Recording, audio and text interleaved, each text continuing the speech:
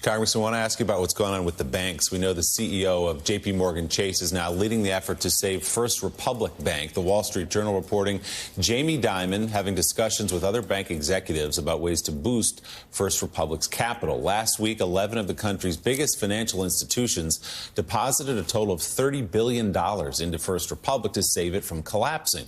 The bank is now facing pressure to reassure investors it can, in fact, survive. Yesterday, its shares dropped 47%, though, closing at its lowest price on record. The bank's stock has lost more than 90% of its value this month. So, Congressman, let's take a step back, and you can talk about First Republic if you want to, but just for the layman, what has been going on here in the last week and a half, 2 weeks with the banking system, and are you confident that it's solid today?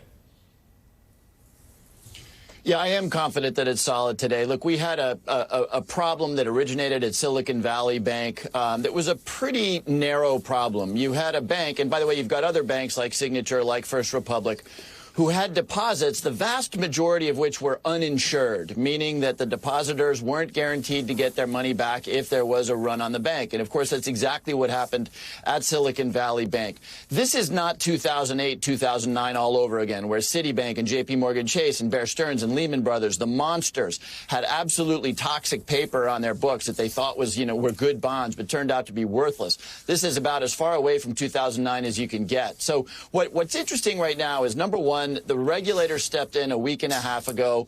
They did a very narrowly tailored operation, which restored confidence. We still have this question around First Republic, but I think the regulators stepped in a competent way. Number two, and this is really interesting if you're if you take a look at the politics of this, First Republic is now being sustained not by the Treasury, not by the FDIC, but by the banking industry itself.